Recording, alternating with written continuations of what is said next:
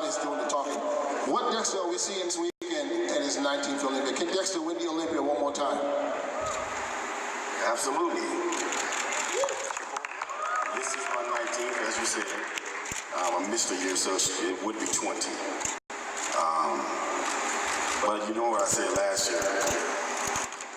My face is 50, but his body's 20. So don't worry about the face. But anyway. Dexter's actually getting younger than last year he said his body was 23. I remember 20-something, you know what I said. Everybody remember that. I remember in 2008 at the press conference, which was basically your year, you walked away with the title. I remember you saying at the press conference that you're going to win it because this is the best you've ever been. And Jay, what was the exact words? Something like, somewhere that you can't put it together. You got to nail it at the right. Whatever it was that you said about Jay that time, do you remember? Well, Jay, I felt at the time that Jay wasn't his best for a few years. And I thought he was going to play my game and try and come in to try to match my condition, which he did. And I said if he did that, then I can win. So what about Phil? The same thing. But can you put it together? Look, I'm a realist about this whole thing. Everybody knows Phil won 7 Mr. Olympias for a reason. Okay? He ain't no punk. You know what I'm saying? He won 7 for a reason. So if Phil put it together and he come in, you know, anywhere near his all-time best, it's gonna be very hard to beat, period. You know? So all you people out there that's thinking that Phil's garbage. No, Phil, you know Phil, he's 170. Trust me, if he put it all together, he's gonna be very, very hard to beat.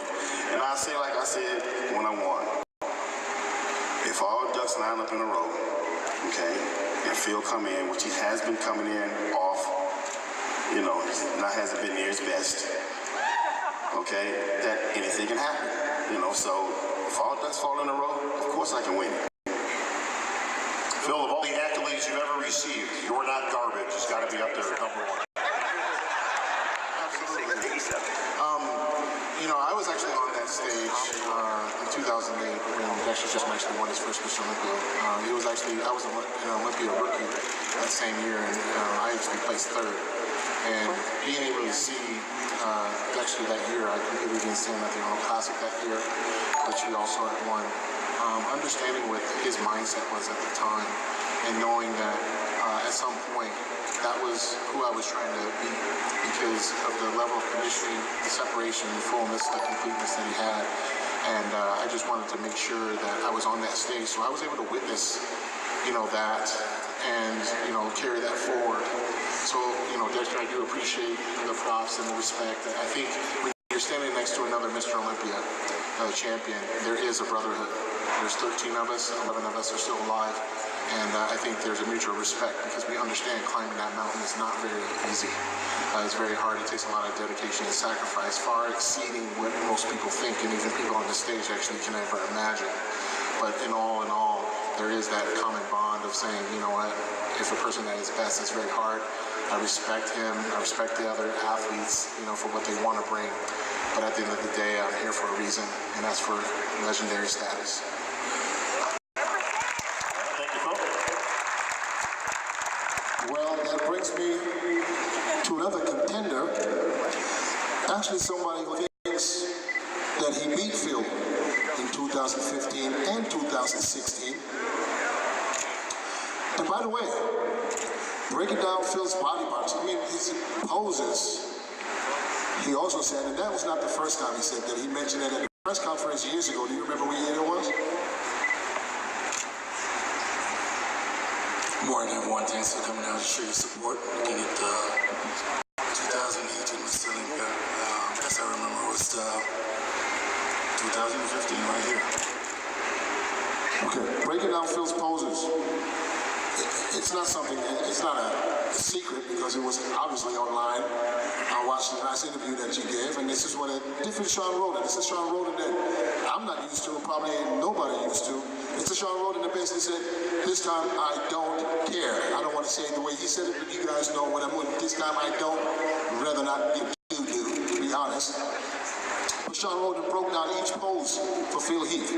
Are you going to beat him in that pose that you mentioned? Because he started with the front double biceps all the way to the back double biceps. I've studied each and every opponent that's on the stage here. Phil Heath is the 7th time Mr. Olympia for a reason. And I've trained my ass off this year with the attitude of I have nothing to lose. And Phil is the current Mr. Olympia 2017. If I didn't do my homework, I shouldn't be up here. Just one person on stage that didn't train to be #1 in 2018, they should not be on this stage. If you're training to be #2, you should stay home.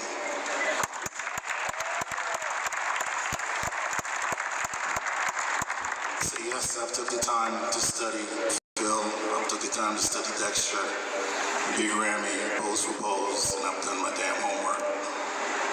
Well, let's keep it real. Let's break down pose for pose. This is your words. Phil's front double bicep, crap. Lat spread, crap. Side chest, you never done a side chest. Yes, I did say all those. You saw the Jay Cutler interview. I was just speaking facts.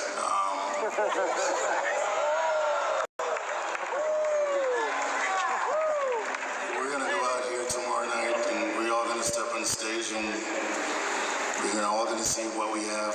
And as I said, I've done my homework for 2018. Last year, I started my pro off with a broken jaw. I had to eat to a straw to make the top 5. I've had plenty of time this year to get my shit together, to come back here and get back on the stage and present myself as Mr. Olympia. Thank you, Sean. All right, Phil, apparently you are garbage. Front double biceps, crap. Really? I have nothing to say to him. Talk is cheap.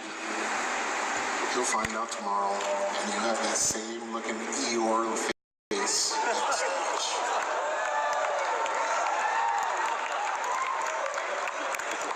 My question isn't really you, Phil. It's to you, William Bonac. Doesn't he have to get through you first to even have a chance of getting to Phil Heath? I think all of these guys got to get through me to get to Phil. Short and sweet, William. I love you.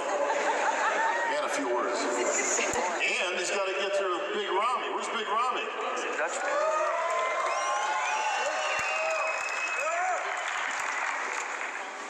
Big Ramy, I got to say, bro, I saw you at the check-ins yesterday, and I got to say, you look big.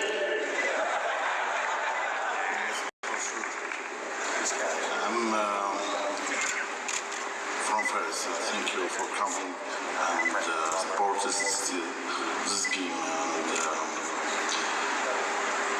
I heard Mr. Dix.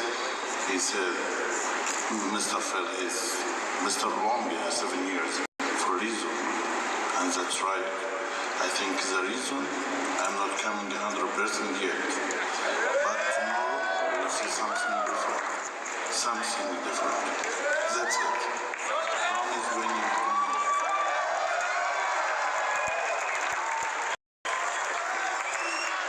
Big Ramy says he's bringing something different, Phil. What do you think?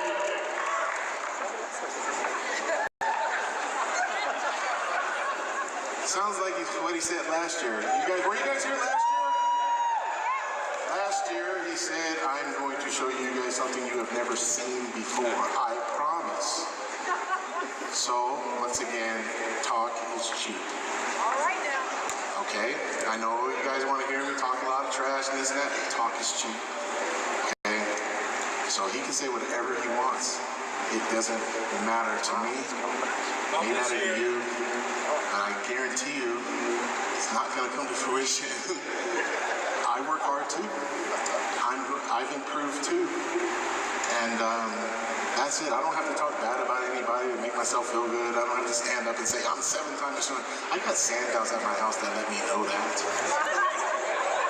So, at the end of the day, it's all about me chasing history. And that's the difference. The mindset. That's the difference. That's why you guys bought the tickets. bought the tickets to see history be made, whether it happens or not. But it's gonna happen. All right now. Phil, you're good enough, you're smart enough, and gosh darn it, you're not garbage. Well, we have somebody here from England who is no longer a rookie. This is his second year at the Olympia this year. Also very vocal when it comes to, a third year, I'm sorry. Very vocal when it comes to moving up in ranks. And like some people say, they're very hard to understand because his British accent is from, I don't know, what, Manchester, where is it? Liverpool? Oh, Liverpool. This is where Darren Till is from. Okay, so you've been very vocal. You've been telling people, are you here for Phil? Of course I'm here for Phil, you know.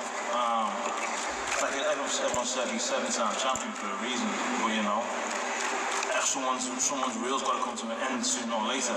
Phil said people have bought tickets to see Phil win, to be legendary. I think you guys have bought tickets to see him be dethroned. You know, that's just the way it is. That's the way I predict it, and I think things are going to change. Are you going to be the one that's going to change it? If it's not me this year, then next year you won't be getting that number 9, that's for sure. All right, luckily I've got Dexter here to interpret. What do you say next?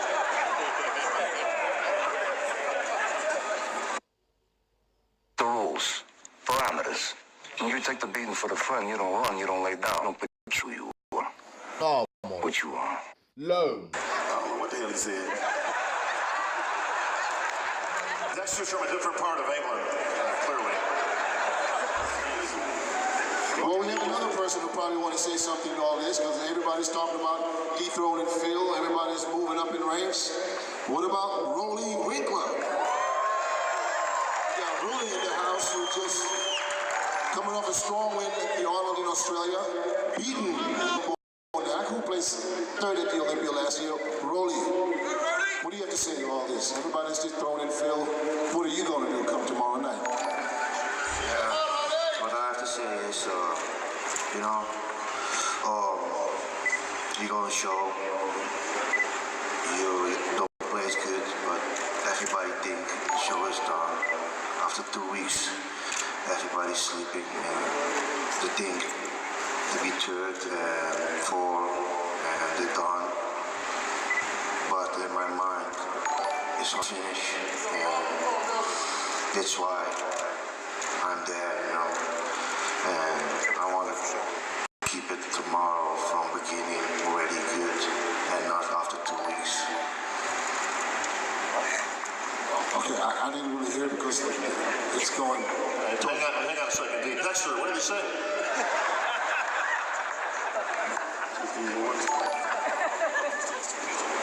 Oh, he needs more time. That means he's ready. Oh, okay, no.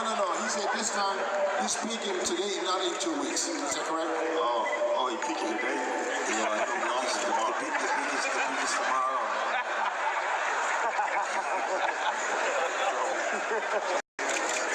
Appreciate Dexter translating for these guys today. All right, listen, I got to get to my man over here. All right, you'll never. There's no name more synonymous with the Olympia than a Levant, and we've got Sergio Jr. here today.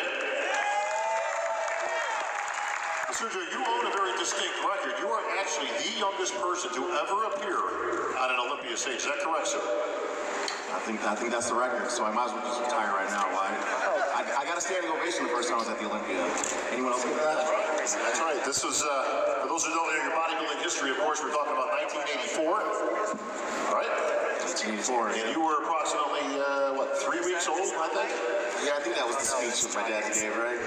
So, Sergio Sr., of course, Sergio's dad, on the Olympia stage in 1984 when he made his comeback and raised that infant Sergio to the bodybuilding gods in the sky and says, "Behold the next myth." And guess what, Sergio? You made it back, buddy. You did your father proud. Yeah, no pressure, right? Yeah, I don't know how to live up to the Lion King, the bodybuilding Lion King vibe.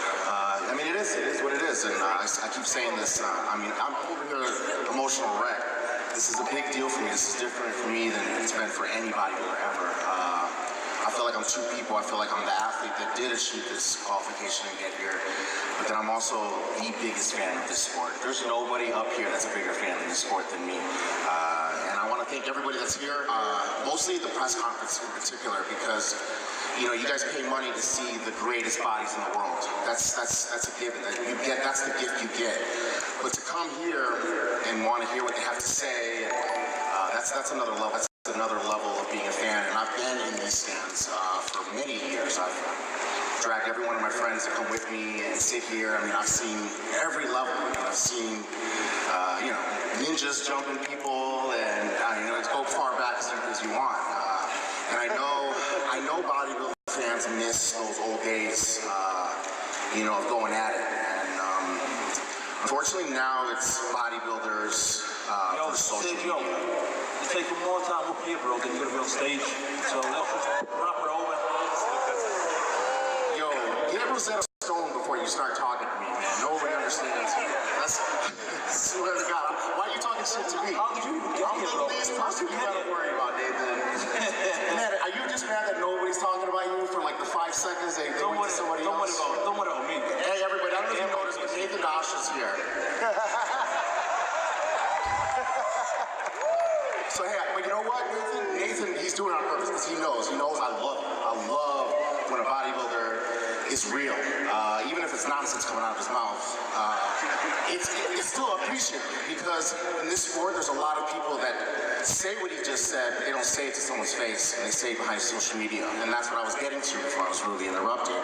Is that in today's day, unfortunately, these press conferences aren't, you know, Phil, name 2 reasons why 2014, 2015, you know, like you had these great comebacks and going at it, but unfortunately it's social media versus these bodybuilders these days, and it's actually brought us together because now we're it's the people that sit at their computers and they don't do what we do that attack us, and that's why every year we look at each other and we all respect each other because, you know, me and Jeremy can get into it. We're both competitors. I think it was like Paco Batista at one of the press conferences said, we all speak an international language, and that's our bodies. So no matter what, it always comes down to that, is we're all competitors and we all do the same thing. But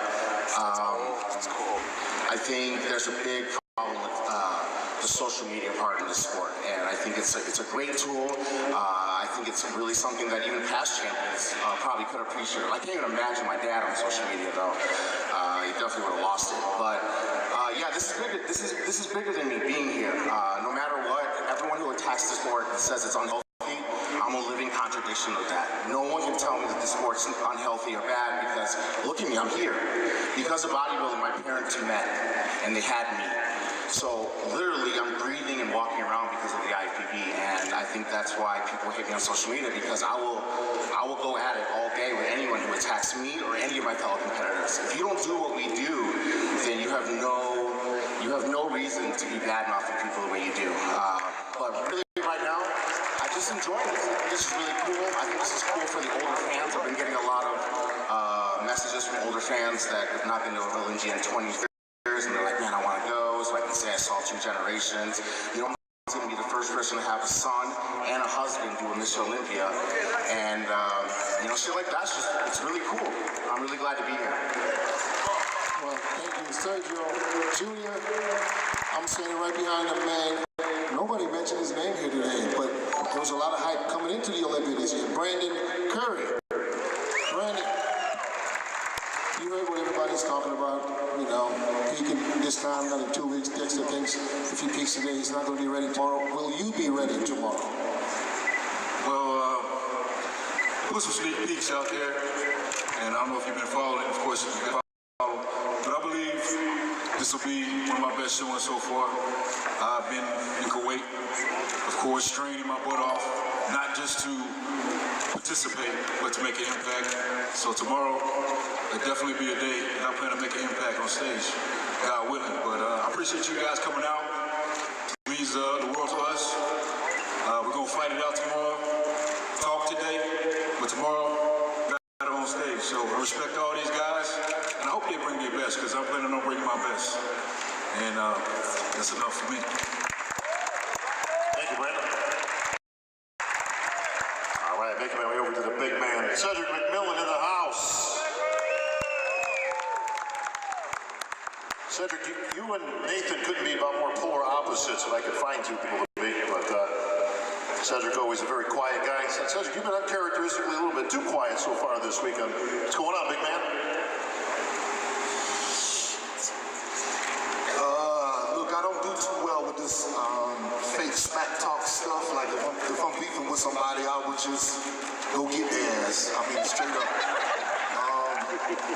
The way physiques look and all of that, we should be able to respect each other and respect our muscles and all of that, you know.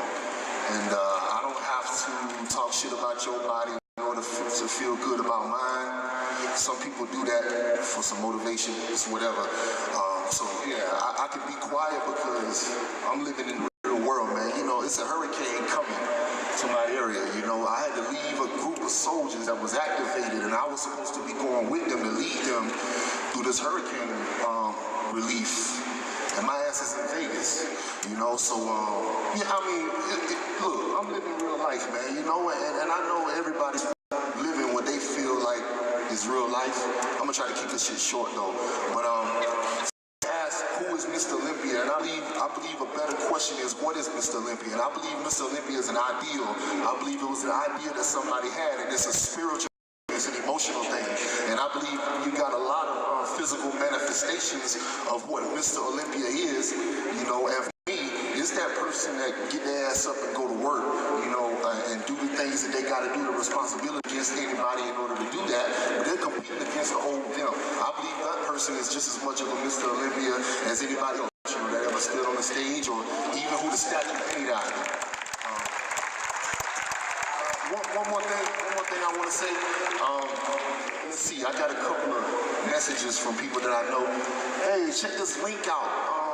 There's Dennis James talking about Cedric or this and that, or some of these other motherfuckers that get paid a little bit of money to family shows. Okay, sorry. They get paid a little bit of money to analyze us and stuff like that. And one thing I really wish that some of these guys with all of this experience would do, they would use their position and experience that they had to motivate us guys to continue to do what they do based on all the stuff that they've been through in their life, instead of using that opportunity to sit up and try to make a few dollars talking junk, okay? Because you can, you know, yeah, we're supposed to be strong mentally and emotionally, but you can actually break somebody's spirit with what come out of your mouth. And I mean, if you're willing to do that, you know, and you're willing to handle the karma that come with that, then that's fine. You know, but I'm all about trying to be as positive as I can. We can get negative if we have to, but it ain't gonna be on no stage. It's gonna be for some ass, like backstage or something like that. You know, and that's just real. I can see you. But anyway, I love y'all. One more thing I want to say. I know it's a whole bunch of people, whether I get my ass beat here or there or not, whatever my conditioning is. I know it's a whole lot of people that still love me, and they love the way I do my thing, and they love the way I look. So whatever anybody got to say about what they think about what Cedric can do or what Cedric need to do, I'm worried about these people that still love me, and that's what I'm here for. William? Well, listen, I'll switch it up and go. Hang on, D. Oh, William, okay. So, Cedric, about that, you saying this and that, blah, blah, blah. This is bodybuilding, my brother. We all face things in our life. You understand? But not everybody got to talk about that shit. You understand? So what you face is what you face. We face different things. You understand? It's not that you are more than us. And even aside that, you know, I love you, brother. You know that. You understand? I'm the one that you even came to pick you up when you came to Holland, Amsterdam. You understand? Without you even saying thank you. And you got me backstage, you don't even say hi to one of us. You understand? And now you come and talk like you want to be a role model, this and this. The first thing you should do when you come backstage is like say hi to us, you know, like a human being should do. You know, not walking like a lone wolf, go sit back all by yourself, and you come here and talk like blah, blah, blah, blah, blah. Be real, man, because you ain't real now. Well, I say let's switch it up. Okay, nah, okay. Hang on, D. Hang on. I swear this is all right. That we can talk about. But anyway, I don't think I ever said anything about being better than anybody at all. You know, I admit getting my ass whooped up and down the stage many times. I do remember when I been, you know, close to you at the last night, I put my arm on your shoulder. I ain't said 2 words to nobody because I'm dealing with my own mental and emotional struggles on how to handle the anxiety associated with this. We all do that. We all do. Hey, man, yeah, that's what I'm saying, though. You handle stuff your way and I handle it mine. My way is to be the fuck quiet. Don't shut up. Don't come to play a scene scene, brother. Well, technically, Y'all do what you say. We all are up here to make a scene because they give us a microphone and say talk, make a scene. And so that's what we're supposed to do, tell our story and say our opinion. But all right, okay.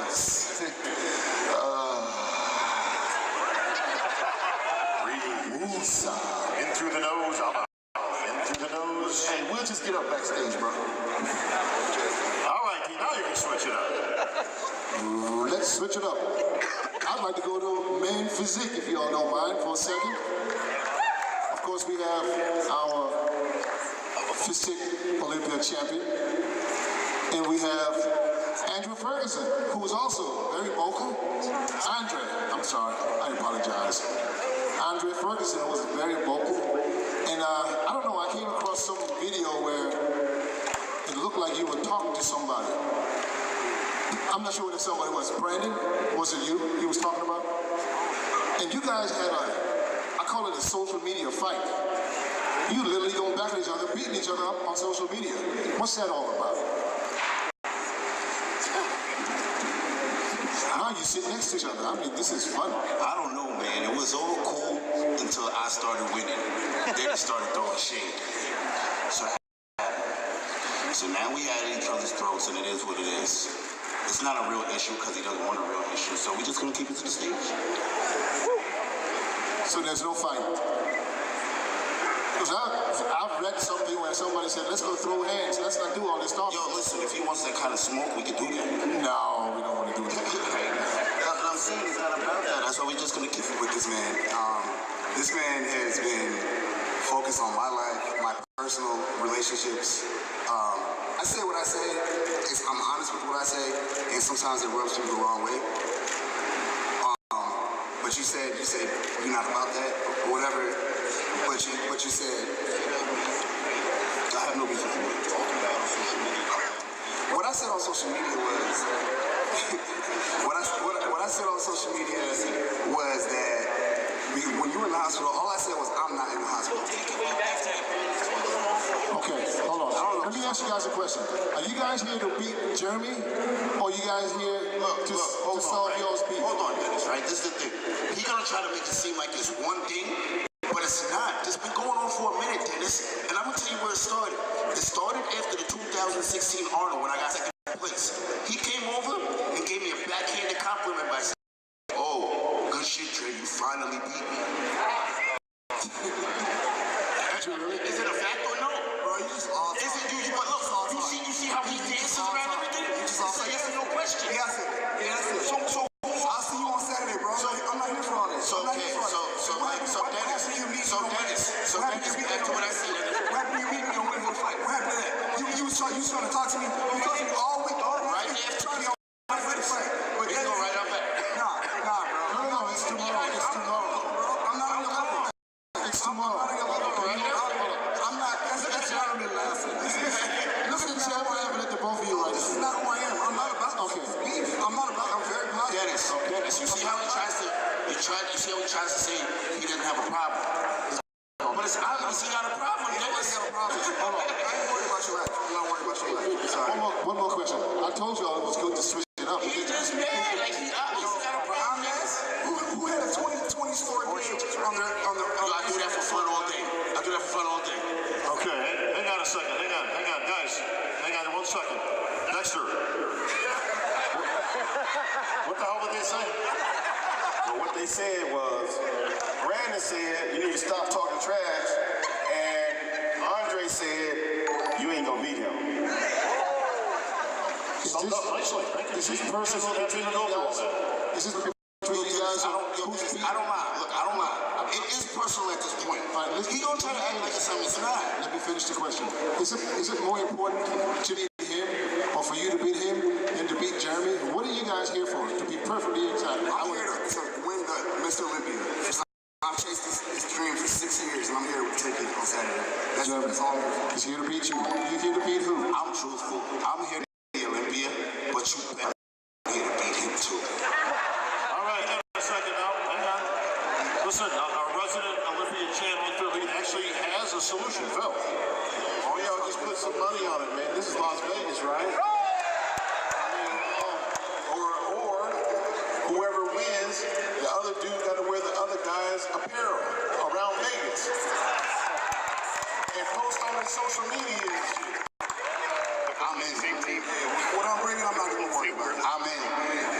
the changing of the board shorts. Well, it doesn't get any better than that. All right. Well, Phil, we're actually sponsored by the same company now. Oh, God. Hey, be sure to visit that booth over the Olympia weekend, all right? All right, hey, enough of this trash talk over here. I got a guy that all he does is win Olympia titles. There's Flex Loose.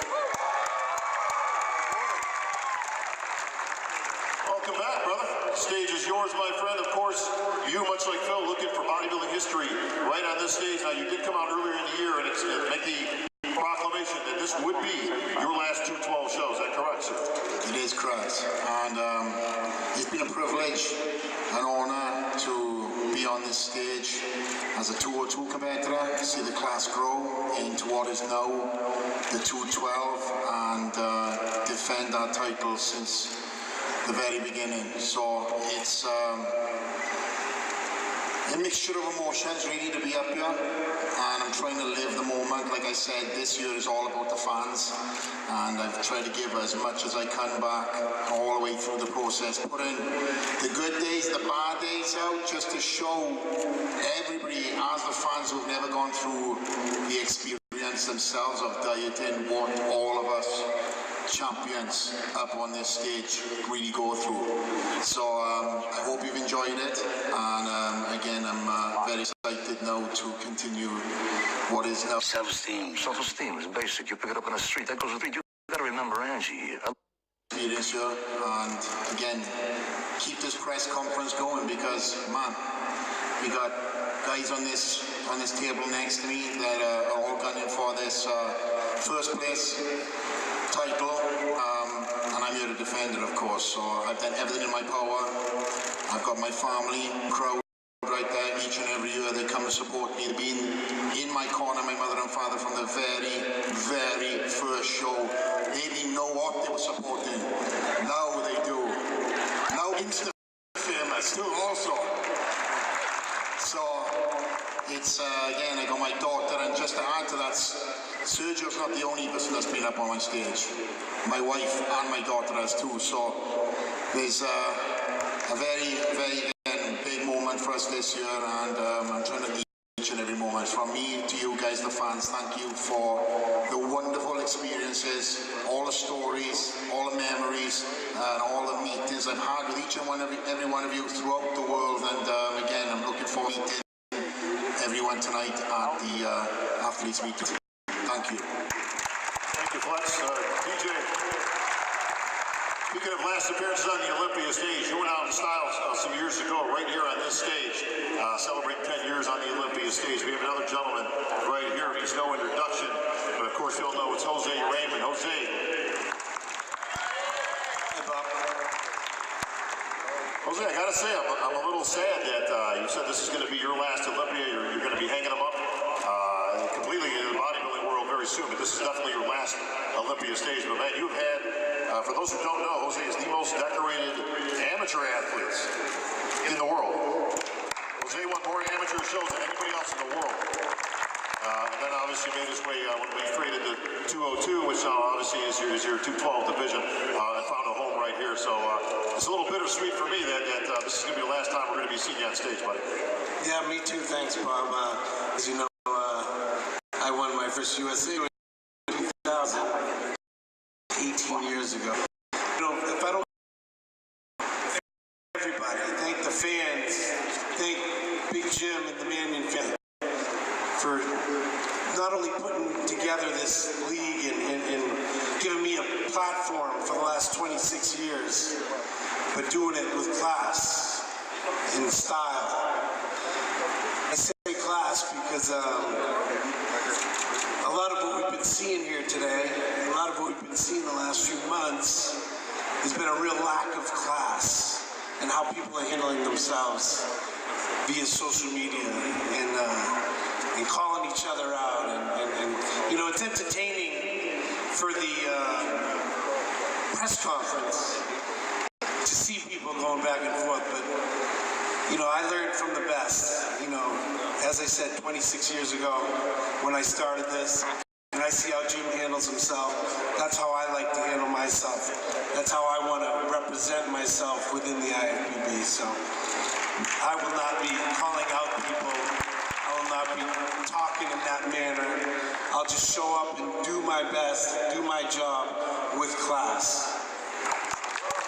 No better way to go out, Jose, and certainly I wouldn't expect anything less, my friend. Best of luck here in your last Olympia. Thank you. I'm right here next to David Henry, you know, as Jose's talking. He did come up in a different era as you did. But you and Cedric seem to have a similar mentality, obviously, as both career military guys. You guys definitely seem to look at things a little bit different than most of the guys. Obviously, you've seen, you know, your fair share in representing the U.S., obviously, in the armed forces. Is it a different mentality, David?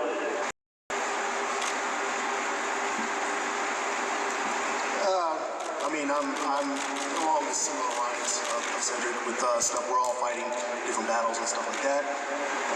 It's a little bittersweet. Sorry to see my buddy roll. This is our 9th Olympia together. This is 13 for me. One I missed just due to deployment and stuff. So yeah, the military did have a lot to do with my mentality, the status, and the stuff that I've achieved on the stage. But just like Jose had alluded to, what we've been seeing lately is just an absolute lack of class. To me, you know, showing your ass on the internet is really not helping you out.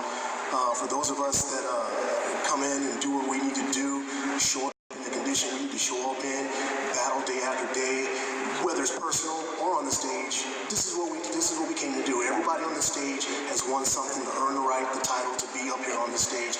If, like they said previous too, if you're up here training for second, why are you here? You know what I mean? And I've had the honor of standing next to Flex Lewis in that runner-up position for numerous years, man, and it's pissed me off. I've got one, you know, and he's got the other. So on the stage, there's only two of us that hold that 212/202 title. And, you know, I'm bringing what I need to bring. A lot of this stuff has been circulating around about the whole age issue. Can you get better with age? Well, we've got a certain individual down front who's showing right now that he can smoke most of these dudes at any point in time.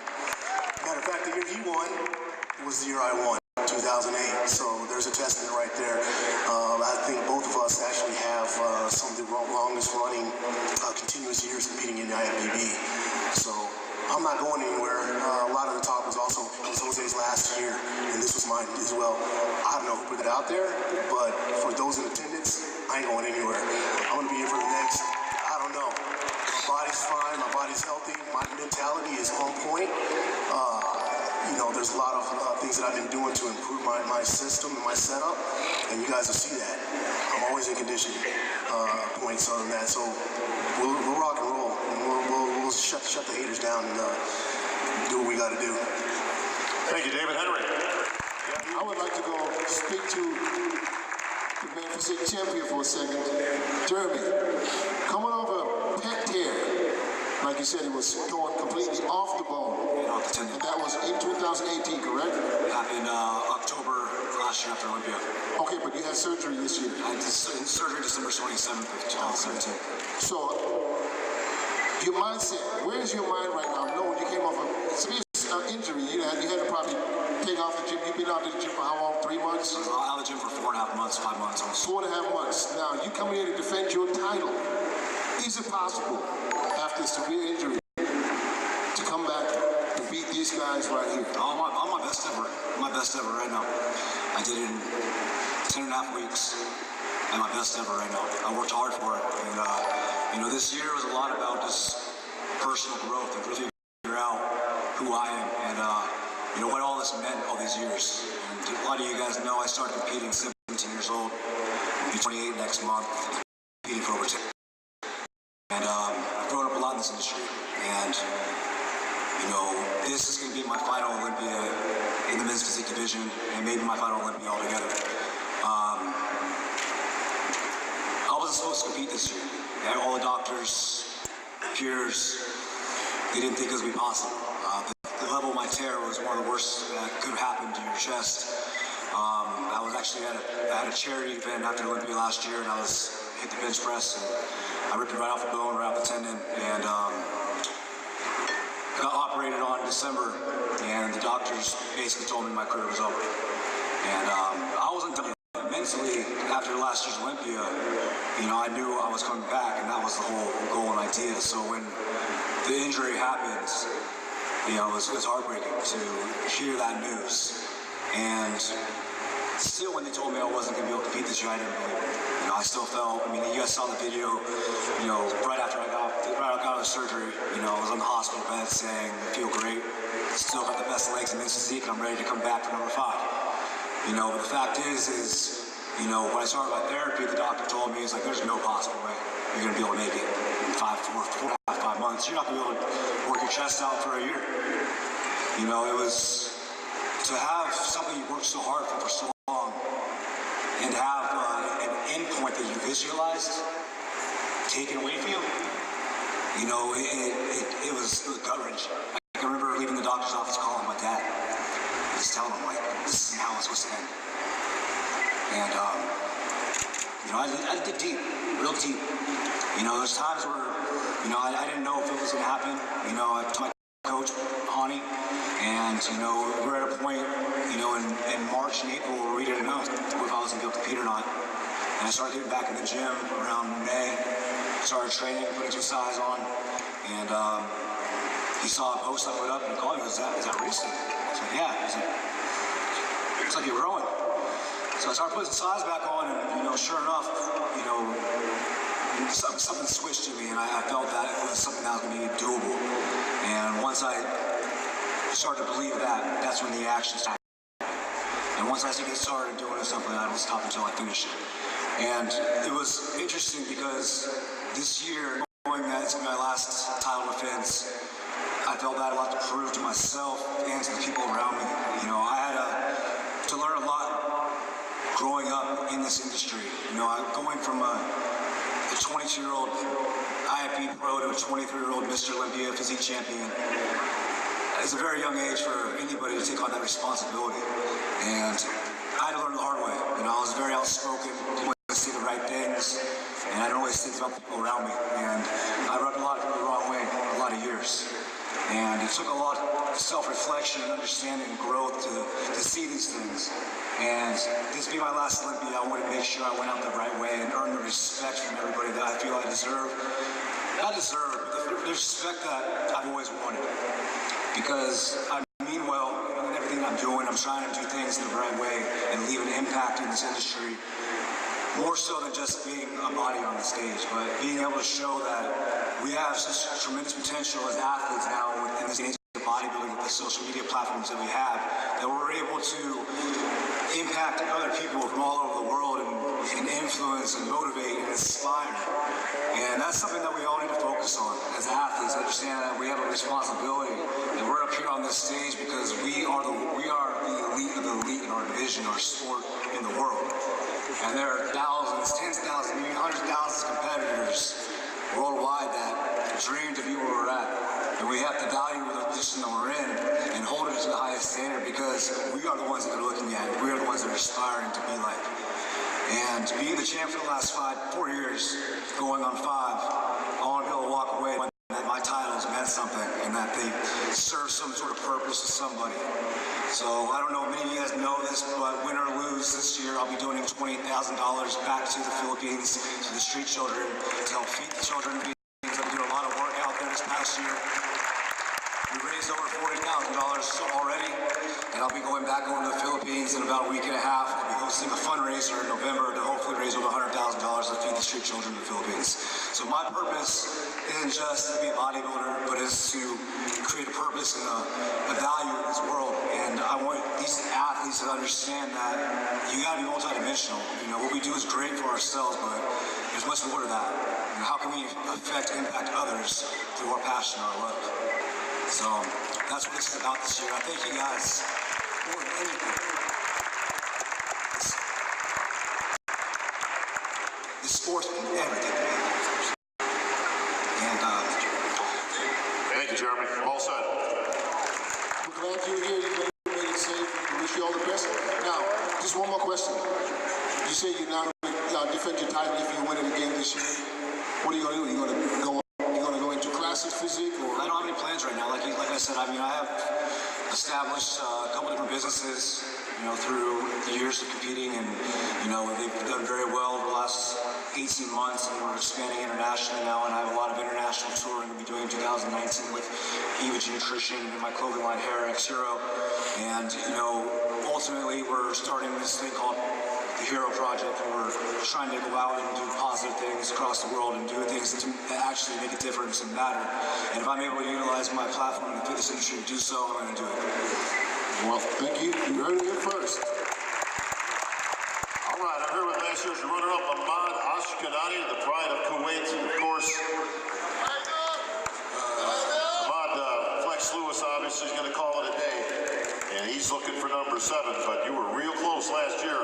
I know you were right on Flex's tail, right from that pre-judging, right up until the very last pose down. So how's he looking this year? First, thanks to Olympia to bring all of us here. I'm so excited to compete with a big name on 212 this weekend. This is my 3rd time. I'm so happy to be here, and I wish to be like my father, Dexter, to compete like 20, 21, 22 years, Mr. Olympia. all of you guys, we know Flex is the best. 212. Hey, we can be boys, man. Daddy.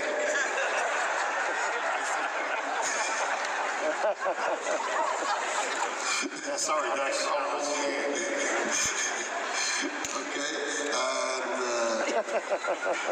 we are with him next year if he leave us, and we wish him good luck with the big boys, and also miss Jose Raymond also, and wish him a great life. In the beginning, we asked us who's Mr. Olympia. In my opinion, Mr. Olympia would stand on this stage. So all of you guys are Mr. Olympia, all of you guys are heroes, all of you guys are champions. So we should show the people what we did in this year, and we all did our best. And we know the stage, you give only one person the first player.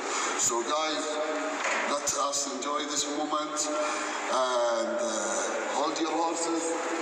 Guys, don't shouting, because we are like one family, the IFBB family. We should be nice to and give all the people here what the IFBB pros do and what the great community we are. That's it.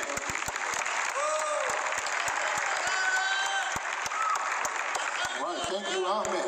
I'm standing here next to the classic physique champion, Breon Oxley. Breon, you won the Olympia last year, you won the Arnold Classic this year. There's a lot of hype going into the main classic physique with you as a champion, and of course, two potential guys saying that they probably can dethrone you, which is one of them is Chris Bumstead, and the other one, George Peterson. What does the champ say? The champ, first of all, I want to just back up a little bit and just tell you guys how much I appreciate you guys, and I just want you guys to know how important I know that you as fans and as supporters are to me, and I hope all of us really truly understand and know that and cherish that. We are blessed to no end, and we need to know that every minute, every moment of our lives. This is such a blessing to be up here. So I'll start with that. Then, I think, we're all great competitors, most definitely. Not taking anything away from those guys, but like a lot of the guys said up here, Phil Heath is the champ for a reason. Okay, and I truly believe I'm the champ for a reason. I've earned the right to be called the champ. I work my tail off to have a body that showcases it and bring my best yet tomorrow. Very excited for you guys to see it. All right, thank you. All right, every one of the new kids on the block. Eric Lunsford hit the stage big and bold last year, but you're a veteran now this year, my friend. So welcome back to the Olympia stage. Well, thank you for having me, first of all. I want to thank Robin Chang, Jim Manion for putting on the Olympia competition and press conference all the Olympia has. Last year, I sat out watching the press conference, wishing I was up here. Now I'm thankful that I'm up here this year. So, you know, we've mentioned that, you know, this year is a lot of storylines. And I don't know a more real storyline than how your idols become your rivals than what I've done with these guys. I've looked up to Flex, Ahmad, Jose, David, since literally before I ever thought I would be a competitor in bodybuilding. I watched their videos. I really looked up to these guys from day one to them. And it's the most surreal thing. And last year I said, when I watched Flex, you know, win the title and I placed 5th, I said I'm gonna remember this moment, and I haven't forgotten a single day. I've, you know, raised my standard every single day to, you know, come to that title. Like I have no question in my mind that I'm gonna be contending to that title come Friday, Saturday night. All right, thank you, Derek. All right, Arash Rabar, back at the Olympia, of course. Arash, I just got to tell you, Chris Bumstead's been down there talking smack about you. Conference. Yeah, he does. He's from Canada, folks. You don't believe it. He ain't got no. Way too nice. Way too nice. Arash, you did good last year, but certainly not what you were looking for. You said, I know exactly where I screwed up, and I'm going to correct this for next year, and I'm going to come back, and you're going to see the best Arash that you've seen on this stage. Did you do that this year, my friend? Absolutely. I stuck to the plan. You know, I was number 2 in the world after Danny in 2016. I fell back a few slots in 17th to 4th, and it was tough. It wasn't easy. You know, it was very devastating, but it just made me stronger. It made me more hungry. Came back, did the Arnold, placed 2nd to Breon, and that was a very close show. We pushed each other very hard. And I think I proved to myself and the fans what I can bring, and I still believe that wasn't my absolute best. I worked very, very hard. I've evolved as an athlete. Anyone that follows my career, I've continued to get better season after season, but I've also grown mentally. And my mental game gets stronger every single prep, every year, every season. And I believe you will see my best tomorrow. Excellent, Arash. Speaking of Chris Bumstead, runner-up, a lot of people had you in the winner's circle, my friend. You got a lot of groundswell, a lot of support this past year. A lot of people saying that you have the exact physique that they're looking for in this fairly new division of Classic. I see you've got the Classic mustache on, Chris. Very 1930s. I like it. Ladies seem to like the stash, so it has to stay on for a little bit longer. Let's see the priorities in order. Excellent. How you feeling this year, champ? What do you think? You take the title? Hell yeah. I mean, I've had a few hiccups this prep, but a few big hiccups, but I ain't here for no pity party. I'm not going to talk, you know, drama that I've had or anything like that. I'm, you know, coming here for first place, and I'm the young gun up here, but it's classic physique, but it doesn't mean it's got to be old man classic physique. There's a lot of old guys up here on the stage, and I think that kind of puts me in an advantage. I'm coming in, I was close last year. I'm young, I got a lot of time to improve. My body's changing quick, so I think I got what it takes to move up one spot and take down Breon.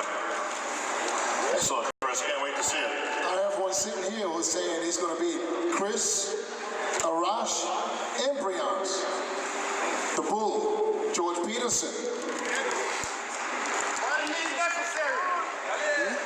That's right. I definitely plan to step on that stage tomorrow and take what's rightfully mine. You have a lot of great competitors up here, but what do you get when you have great going up against amazing? And that's what you're gonna get. I plan to show something very amazing on that stage. Something the likes of probably never seen before. I mean, when it comes to, you know, with Mr. Olympia, who's crowned Mr. Olympia, what do they all have in common? They all have great backs, right? And we know our reigning champion has a great back. How's that gonna look when he goes up against a phenomenal back? George, you see, we're going to see something like the likes that we've never, like you have like 4 arms, like what's going on? What do you mean we've never seen before? What do you got going there, buddy? You just have to see tomorrow, you know? Look, quadruple biceps game. We could have put that in the call-outs. Let me tell you something. There's no dream that's too big. There's no vision that's out of your reach. You see yourself achieving something and you'll achieve it. And that's the goal that both me and my coach, Justin Miller, out there by the way, that's the goal that we set, to bring Amazing to the stage. More so than setting a priority to win. Because we feel like if we achieve the goal of bringing Amazing to the stage, everything else will fall into place. Nobody had me on their radar last year. Nobody had me in their top 5. And then, boom, what did I do? I had to kick the door down and place that top 3. And I'm extremely happy about that, and I plan to build on that. We keep moving forward. We don't step backwards. Breon, better back than you. He's got a great back next to an amazing back. Is he going to beat you in the back double biceps? I have to respectfully say no. He has a great back. But mine is great as well. And mine is improved.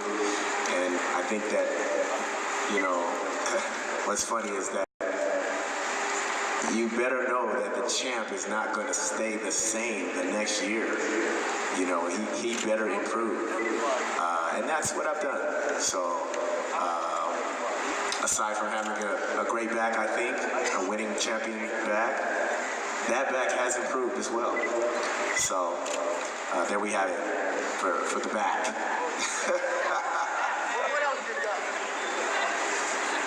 Well, we have another Jeremy right here. Also the man physique, Jeremy Potwin, ladies and gentlemen. You heard everybody talking.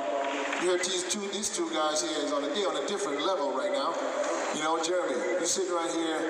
Basically, to me, he's a Jeremy Bonilla lookalike. I mean, you both look like twin brothers. Like bookends. Yeah. If I was you, I'd go on double dates and I'd be, you know, all kind of stuff. And we know what you're doing, dude. Don't worry about that. Jeremy, where do you fit in this week? What? Where do you fit in all these guys? Everybody wants to beat Jeremy. What is Jeremy going to do? Who is he? Well, like I said, just like everybody else, I don't train for second place. I train to win. Jeremy looks phenomenal. Came back from a crazy pec tear. He'll be his best. I'll be my best. Everybody should be their best. But I know I intend to stand out. You know, that's something I've always had on my side, is the proportions I bring.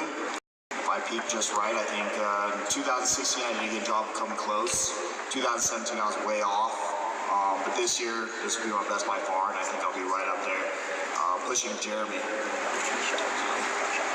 Well, I'm sure the champ appreciates being pushed, especially in his last Olympia. Wow. All right, as usual, we're going to hit the champ for the last word of the day, because after this, it's all business. All the talk is done, Phil. All the smack talk, all the stuff on social media, everybody exclaim they're going to bring your best package. You're going to do this, you're going to do that. What are you going to do? Win.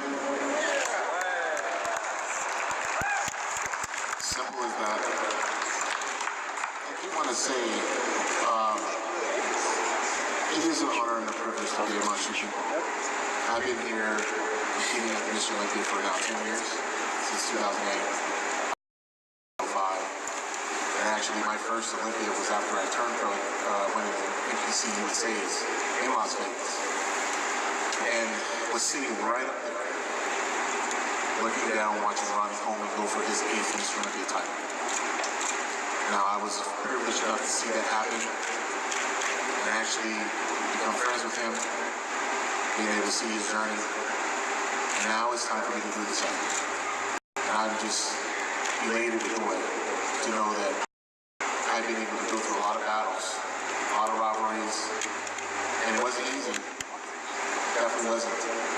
So I've been able to learn a whole lot throughout this entire experience, to be able to see our sport grow from having, you know, a press conference inside the Orleans Arena instead of a little ballroom like we used to.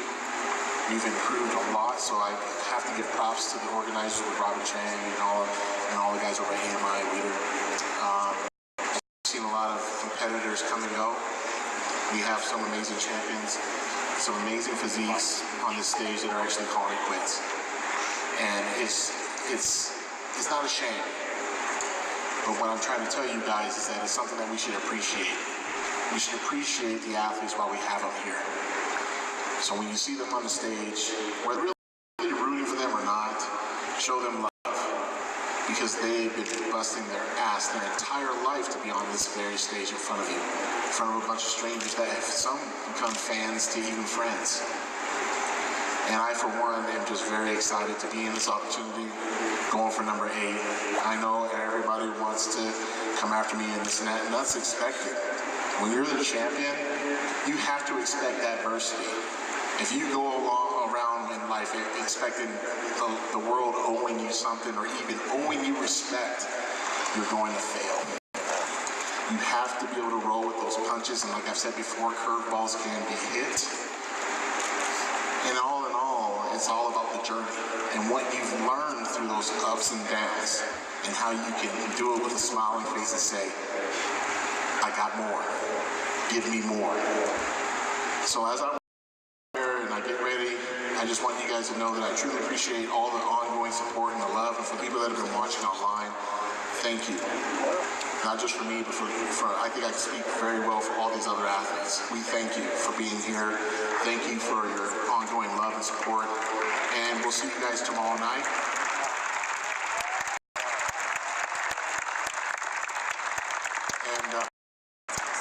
And, of course, history, and that's been my mind since time. Honestly, my job would not be completed until I reach that highest mountaintop, and I know it's very challenging. And these guys are going to bring it. But we know what I can bring. Yes, we do. So I can't wait. I hope everybody gets here early. Do not get here late. Because I'm going to be on time. All right, thank you, Phil. Folks, who wants free tickets to a movie? I got them. All you got to do is when you get out of here, you're going to exit the same way. There'll be directionalize you to the left. We have a red carpet event. We have free tickets for those who want to attend the 4:30 showing. And this is a historic event. All these guys up here, all of us in attendance, none of us would be today, of course, without Joe and Ben Weeder putting the IFBB together many years ago. Of course, that legacy carried on today with our very own Jim Mannion right down here in the front. Jim, great to have you here once again, of course.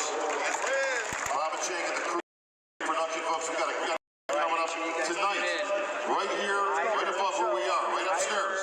Meet the Olympians. All these guys up here, everybody else, Meet the Olympia and the ladies. All the way to Meet the Olympians, folks, 7 o'clock tonight. So let's see everybody up there at the Meet the Olympians. Folks, get those free tickets while they last. Like I said, we're expecting a sold-out theater. Yes, sir.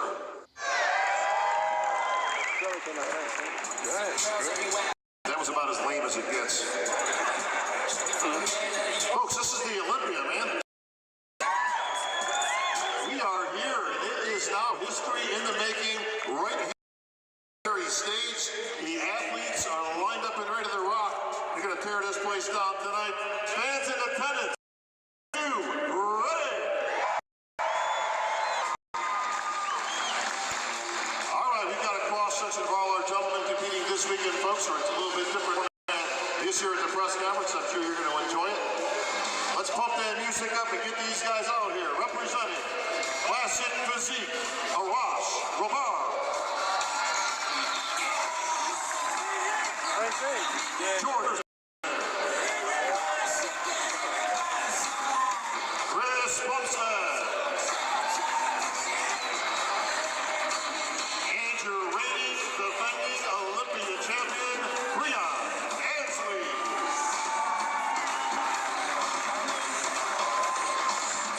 Representing men's physique Olympia, Jeremy Potvin.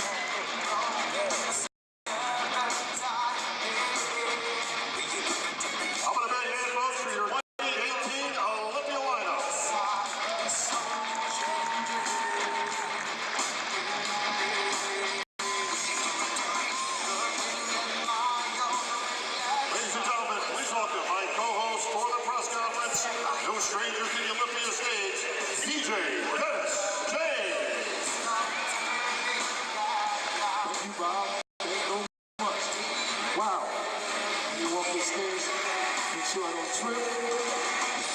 2018, from last year to this year, like it was nothing. Wow, we back in Vegas. I know, it's hard to believe, Dave, but you know what? These years get quicker and quicker, and these gentlemen get better and better. What a great lineup we have here represented on this stage. This obviously does not constitute the entire lineup. What we've done is picked out 5 guys from each category, and of course 10 from the Mr. Olympia to represent here today. The very good thing about this, I would say that there's a lot of hype going around for a few guys, and a lot of, I don't want to say trash talk, a little bit of smack talk. I hope this will kind of happen here today, because me and you talked about the press conference a few years now, and what we need is a little bit of trash talk. I'm not looking at people in particular right now, but I'm looking, you all know who I'm looking at, so I believe this will be one of the best press conferences we've had in a long time. Are you guys ready for that? Oh yeah.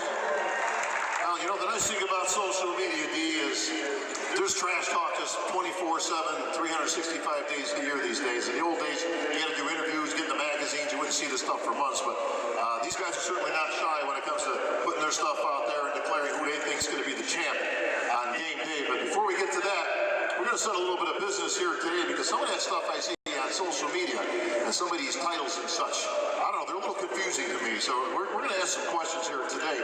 Breon Ansley. Where's Breon? All the way at the end. What's up, Breon? Breon, question. Yo. Who is Mr. Olympia?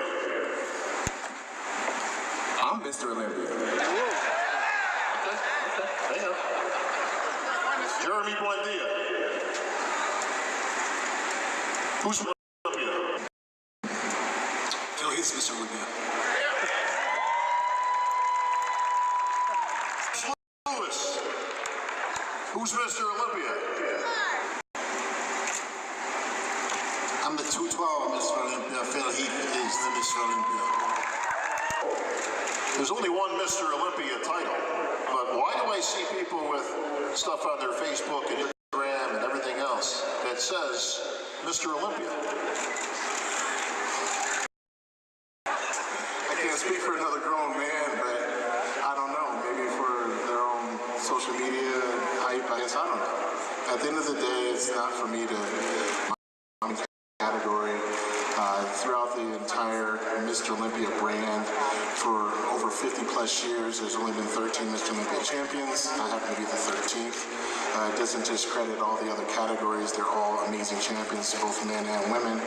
But I feel, you know, like being in an open class, being able to have that same Sandow as, you know, the greats is all that I've ever wanted.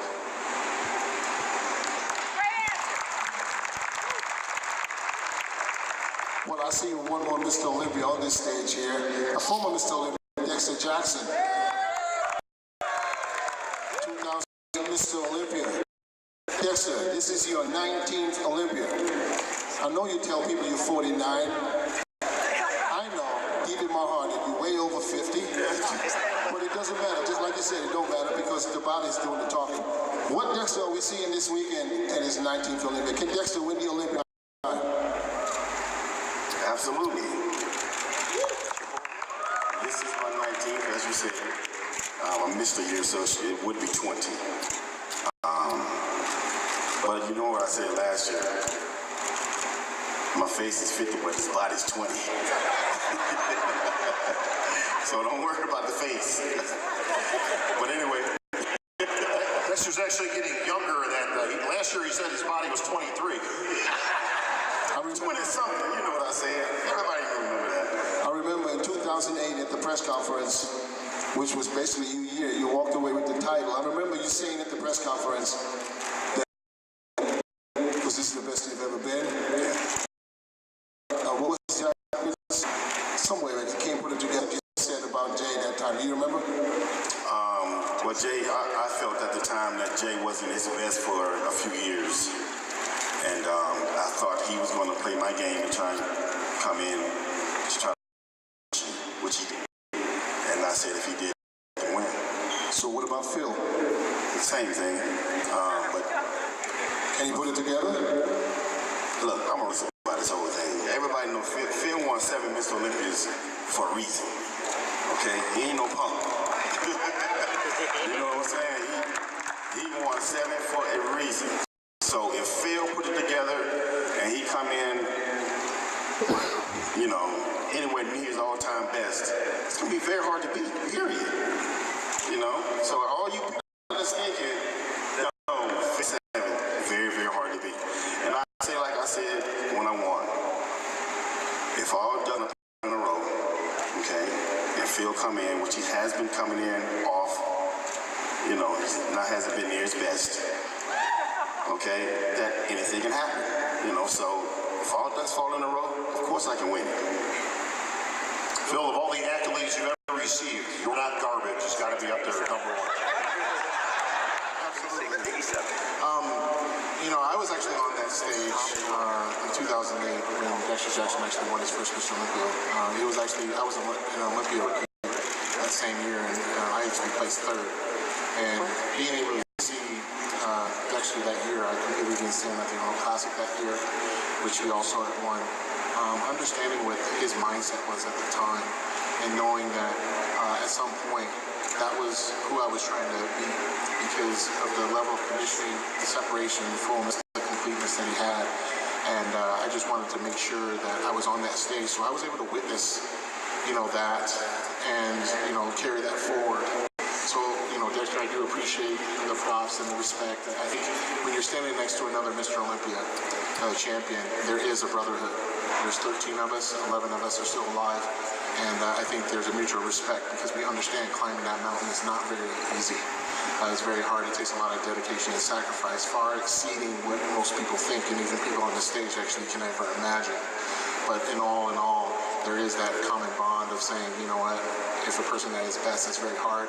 I respect him. I respect the other athletes, you know, for what they want to bring. But at the end of the day, I'm here for a reason, and that's for legendary status. Thank you, Phil. Well, that brings me to another contender.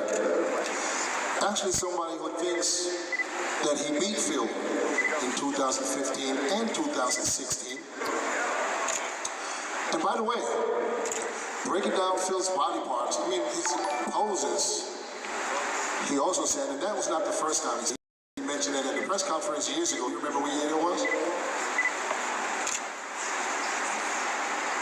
Morning, everyone. Thanks for coming out to show your support. Looking at the 2000 Olympia. Best I remember was 2015 right here. Okay, breaking down Phil's poses. It's not something, it's not a secret because it was obviously online. I watched the last interview that you gave, and this is what a different Sean Roden. It's Roden that I'm not used to, nobody used to. It's a Sean Roden that basically said, this time I don't care. I don't want to say it the way he said it, but you guys know what I'm doing. This time I don't, rather not give a doo-doo, to be honest. But Sean Roden broke down each pose for Phil Heath. Are you going to beat him in every pose that you mentioned? Because he started with the front double biceps all the way to the back double biceps. I've studied each and every opponent that's on the stage here. Phil is the 7th-time Mr. Olympia for a reason. And I've trained my ass off this year with the attitude of I have nothing to lose. And Phil is the current Mr. Olympia 2017. If I didn't do my homework, I should be up here. If just one person on stage that didn't train to be number 1 in 2018, they should not be on this stage. If you're training to be number 2, you should stay home.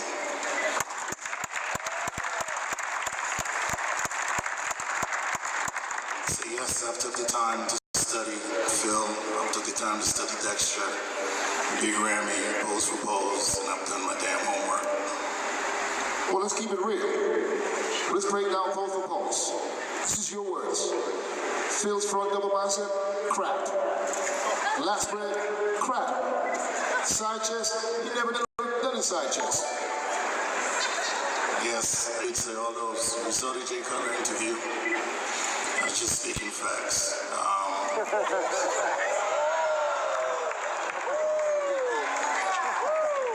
We're gonna go out here tomorrow night, and we're all gonna step on stage, and we're all gonna see what we have. And as I said, I've done my homework for 2018. Last year, started my pro off with a broken jaw. I had to eat to a straw to still make the top 5. I've had plenty of time this year to get my shit together, to come back here and get back on the stage and present myself as Mr. Olympia.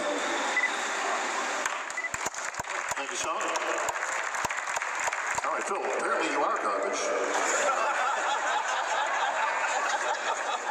Front double by is crap. Really? I have nothing to say to him. Talk is cheap. You'll find out tomorrow, and you have that same looking Eeyore-looking face backstage.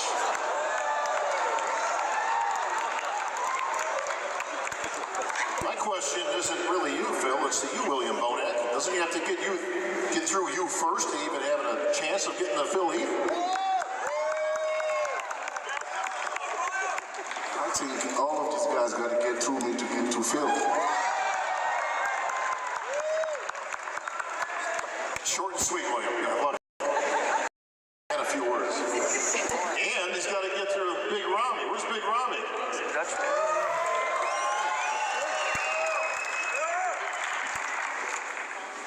Big Rami, I gotta say, bro, I saw you at the check-ins yesterday, and I gotta say, you look big. I'm from Paris. Thank you for coming and support this game. And I heard Mr. Dix. He said Mr. Phil is Mr. Olympia 7 years for reason, and that's I think the reason I'm not coming 100% yet. But we'll see something different. Something different. That's it. Ron is winning.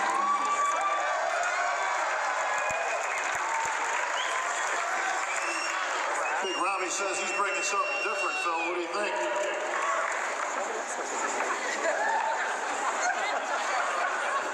Sounds like what he said last year. Were you guys here last year? Last year he said, I'm going to show you guys something you have never seen before. I promise. So, once again, talk is cheap. All right now. Okay? I know you guys want to hear me talk a lot of trash and this and that. Talk is cheap. Okay? So he can say whatever he wants. It doesn't matter to me. It may matter to you. And I guarantee you, it's not going to come to fruition. I work hard too. I've improved too. And that's it. I don't have to talk bad about anybody to make myself feel good. I don't have to stand up and say, I'm 7-time Mr. I got sandals in my house that let me know that. So, at the end of the day, it's all about me chasing history. No disrespect to anyone on the stage, but that's what is here. That's why I'm here. I'm not here for anyone else on this stage, but they are here for me. And that's the difference. The mindset. That's the difference. That's why you guys bought the tickets. You bought the tickets to see history be made, whether it happens or not. But it's going to happen. All right. Phil, you're good enough, you're smart enough, and gosh darn it, you're not garbage. Well, we have somebody here from England who is no longer a rookie. This is his second year at the Olympia this year. Also very vocal when it comes to, a third year, I'm sorry. Very vocal when it comes to moving up in ranks. And like some people say, they're very hard to understand because his British accent is from, I don't know, what, Manchester? Where is it from? Liverpool? Oh, Liverpool. This is where Darren Till is from. Okay, so you've been very vocal. You've been telling people, are you here for Phil? Of course I'm here for Phil, you know.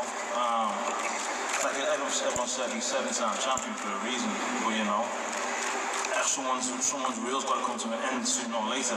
Phil said people have bought tickets to see Phil win, to be legendary. I think you guys have bought tickets to see him be dethroned. You know, that's just the way it is. That's the way I predict it, and I think things are going to change. Are you going to be the one that's going to change it? If it's not me this year, then next year you won't be getting on number 9, that's for sure. All right, luckily I've got Dexter here to interpret. What do you say next?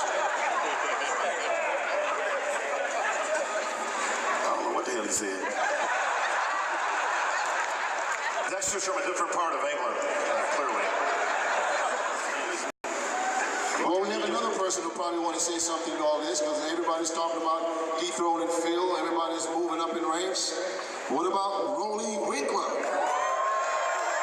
got Rolly in the house who just coming off a strong win at the Arnold in Australia, beating William Bonac, who placed third at the Olympia last year. Rolly, what do you have to say to all this? Everybody's just throwing in Phil.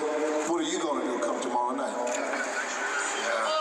What I have to say is, you know, you're going to show you don't play as good, but everybody think the show is done. After 2 weeks, everybody's sleeping, and they think to be third and fourth, and they're done. But in my mind, it's not finished, and that's why I'm there, you know. And I want to keep it tomorrow from beginning already good, and not after 2 weeks. Okay, I didn't really hear it because it's going. Hang on a second, Dean. Dexter, what did he say?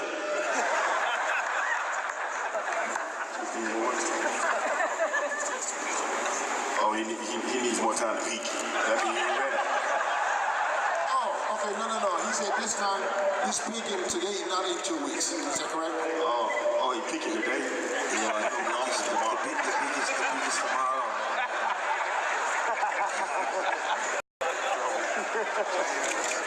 Appreciate Dexter translating for these guys today. All right, listen, I got to get to my man over here. All right? You'll never, there's no name more synonymous with the Olympia than a Levi. And we've got Sergio Jr. here today. Sergio, you own a very distinct record. You are actually the youngest person to ever appear on an Olympia stage. Is that correct, sir? I think that's the record, so I might as well just retire right now. I got a standing ovation the first time I was at the Olympia.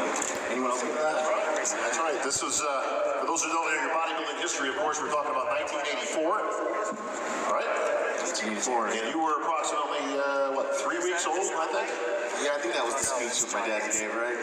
So, Sergio Sr., of course, Sergio's dad, on the Olympia stage in 1984 when he made his comeback and raised the then infant Sergio to the bodybuilding gods in the sky and says, "Behold the next myth." And guess what, Sergio? You made it back, buddy. You did your father proud. Yeah, no pressure, right? Yeah, I don't know how to live up to the Lion King, the bodybuilding version of Lion King, but I mean, it is what it is, and I keep saying this. I mean, I'm over here emotional wreck. This is a big deal for me. This is different for me than it's been for any bodybuilder ever.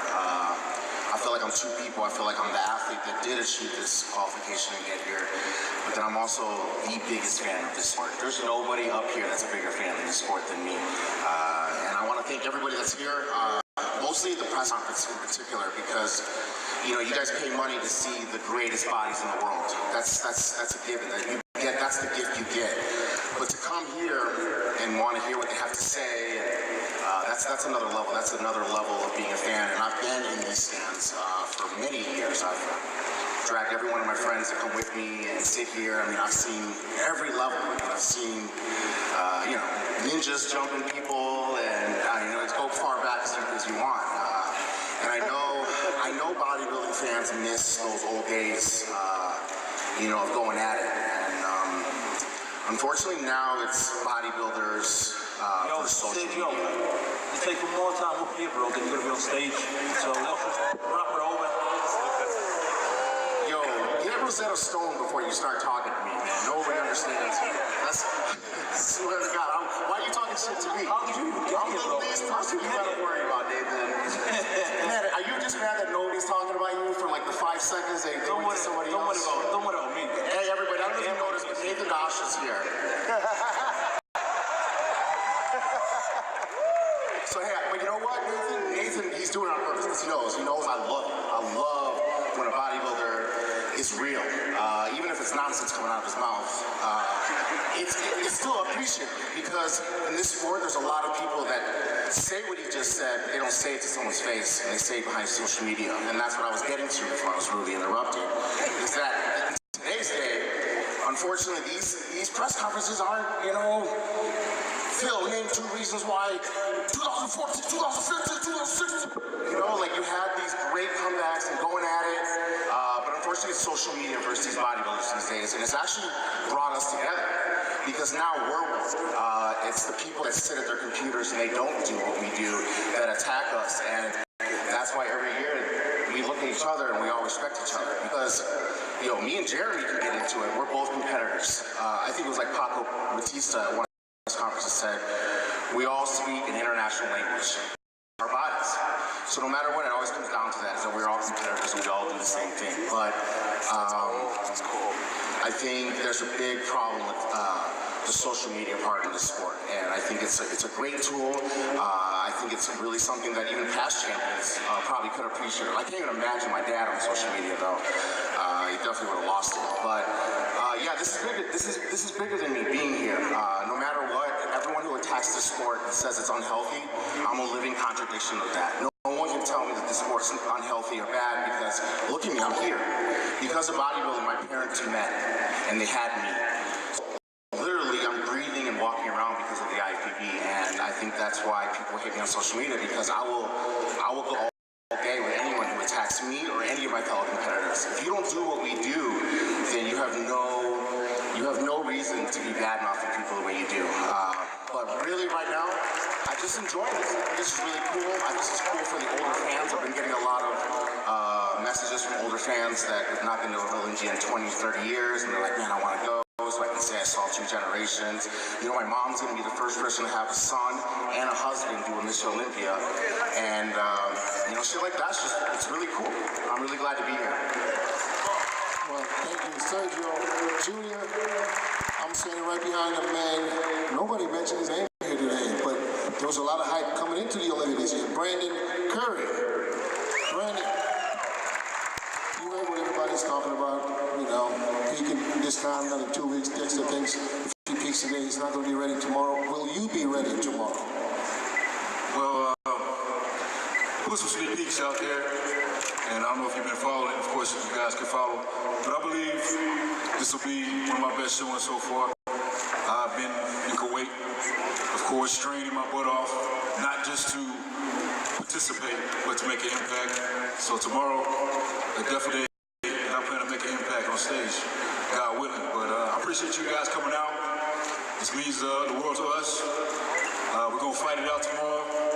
Talk today, but tomorrow, we battle on stage. So I respect all these guys, and I hope they bring their best, because I'm planning on bringing my best. And that's enough for me. Thank you, Brandon.